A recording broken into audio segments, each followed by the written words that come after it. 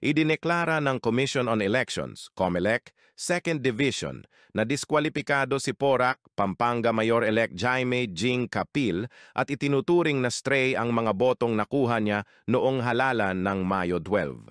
Ayon sa resolusyon nitong Mayo 28, ipinagutos ng COMELEC na muling tipunin ng Municipal Board of Canvassers upang itama ang Certificate of Canvass at iproklama ang kandidatong may pinakamaraming balidong boto, si Mike Tapang, dating Provincial Board Member at katunggali ni Capil.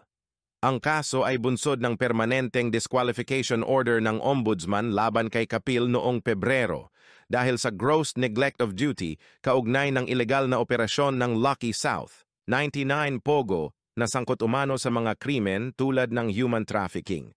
Nakatakda ring magsagawa ng investigasyon ang COMELEC Law Department. Sinabi ni Capil na gagamitin niya ang lahat ng legal na hakbang upang igiit ang boto ng taumbayan. Salamat sa panonood. Huwag kalimutang i-like, i-share at mag-follow.